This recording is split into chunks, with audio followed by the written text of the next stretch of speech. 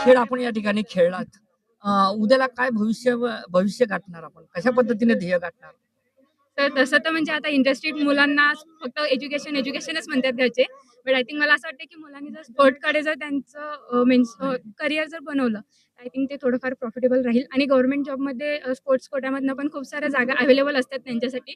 I think कॉलेजवाले हे खूप चांगली गोष्ट करत आहेत, की मुलांना त्याच्यासाठी म्हणजे पुढे नेण्याचा प्रयत्न करत आहेत.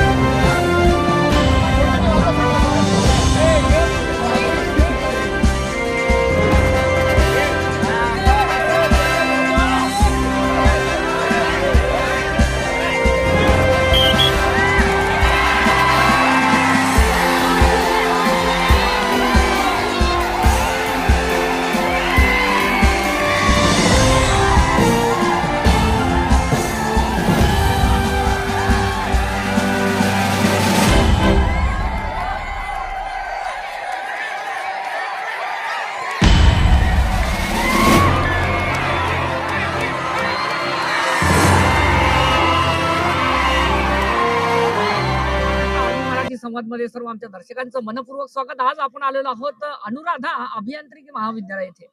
इथे येण्याचं कारण असं आहे की श्री गणेशाचं स्थापना येथे झालेली आहे आणि आजचा दुसरा दिवस आहे आणि दुसऱ्या दिवशी भरगतचा कार्यक्रम या कॉलेजमध्ये झालेला आहे आणि विद्यार्थिनींनी रस्सीखेच स्पर्धेमध्ये जे यश संपादन या ठिकाणी केलेलं आहे त्यांच्याबद्दल आपण याची माहिती घेऊया की कशा पद्धतीनं हा जो क्रीडांगणाचा जो खेळ आहे तो खेळ या ठिकाणी त्यांनी जिंकलेला आहे.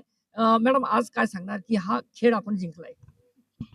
तर सर माझं नाव निकिता ठोसरे, IT फायनल इयर आणि इथं आम्ही गणेश फेस्टिवलच्या निमित्ताने काही स्पोर्ट्स अरेंज केले होते. त्यामध्ये रस्सीखेच प्रोग्राम होता. तर त्यामध्ये आम्ही फर्स्ट टाईम हा गेम खेळत होतो आणि खेळताना खूप मजा वगैरे पण आली. समोरची टीमसोबत पण थोडं व्यवस्थित झालं, पण शेवटी आमची टीम जिंकली आणि हे सर्व आमचे टीम मेंबर्स होते. तर याचं श्रेय कोणाला देणार? टीचर, स्टाफ आणि त्यांनाच सर्वांना त्यांच्या सपोर्टमुळेच म्हणजे नवीन-नवीन खेळ आम्हाला माहिती पडतात आणि खूप साऱ्या काही गोष्टी असतात, की ज्या आमच्या गणेश फेस्टिवलमध्ये आम्ही ऑर्गनाइज करतो आणि मुलांना त्या गोष्टीमध्ये इंटरेस्ट कसा येणार, त्याच्याने आम्ही त्यांना सर्वांना इन्व्हाईट करतो आणि त्याचं मार्गदर्शन करतो. आज कोणकोणते खेळ वगैरे कोणकोणते सांस्कृतिक कार्यक्रम या ठिकाणी झालेले आहेत? सर तसे आम्ही सकाळी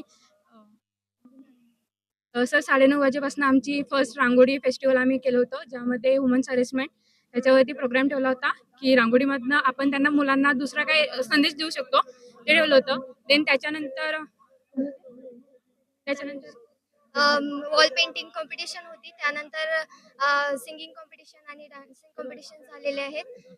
त्यानंतर मग हा रोप पुलिंगचा प्रोग्राम झालेला. त्याला काय काय कार्यक्रम वगैरे? प्रमाणे आमचा प्राइज डिस्ट्रीब्युशनचा प्रोग्राम ठेवलेला आहे आणि थोडेसे प्रोग्राम वगैरे अरेंज केलेले आहे. क्रीडांगणाचे खेळ आपण या ठिकाणी खेळलात. उद्याला काय भविष्य गाठणार आपण? कशा पद्धतीने ध्येय गाठणार? तर तसं तर म्हणजे आता इंडस्ट्रीत मुलांना फक्त एज्युकेशनच म्हणतात घरचे. बट आय थिंक मला असं वाटतं की मुलांनी जर स्पोर्टकडे जर त्यांचं करिअर जर बनवलं, आय थिंक ते थोडंफार प्रॉफिटेबल राहील आणि गव्हर्नमेंट जॉबमध्ये स्पोर्ट्स कोट्यामधनं पण खूप साऱ्या जागा अवेलेबल असतात त्यांच्यासाठी. आय थिंक कॉलेजवाले हे खूप चांगली गोष्ट करत आहेत की मुलांना त्याच्यासाठी म्हणजे पुढे नेण्याचा प्रयत्न करत आहेत. आणि आमच्या इथं आज कल्चरल इव्हेंट होता, ज्यामध्ये आम्ही महाराजांबद्दल पोवाडा वगैरे केलेले आणि त्यामधनं पण सेम त्यांनीच आम्हाला खूप साऱ्या गोष्टी शिकवल्यात की मुलं त्यांच्या भविष्यामध्ये काय करू शकतात काय नाही. अशा प्रकारचं या ठिकाणी वातावरण आहे आणि आज जर क्रीडांगणाचे खेळ आपण या ठिकाणी घेतलेले आहेत तर काही विद्यार्थी वर्ग आपल्यासोबत आहेत. सर आपलं नाव? अभिषेक तिडके. बरं, काय सांगणार आज हा जो रस्सी खेळ आपण बघितलाय? मजा आली. खूप म्हणजे रस्सी खेळ स्पर्धेमध्ये या ठिकाणी त्यांनी यश संपादन या ठिकाणी केलेलं आहे. तर असे अनेक विद्यार्थी असतात, परंतु अनुराधा कॉलेजचे जे विद्यार्थी आहेत आणि कशा पद्धतीने आपलं करिअर घडवायचं आणि कशा पद्धतीने ध्येयाची दिशेने वाटचाल करायची हा प्रयत्न या ठिकाणी विद्यार्थ्यांचा आहे. तर हे जिंकल्यानंतरचा आनंद उत्सव आहे, त्यामुळे सगळे इथं असं हर्षोत्सव करताय, हसताय.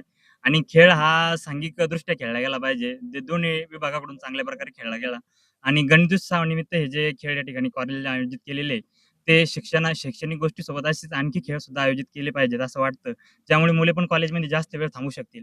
आणि खेळामध्ये सर हारजीत हा एक भाग आहे. आज आम्ही जिंकलो, उद्या आम्ही हरवलो, हे नियम आहे सर. कोणी बी हारू शकतं, कोणी बी जिंकू शकतं.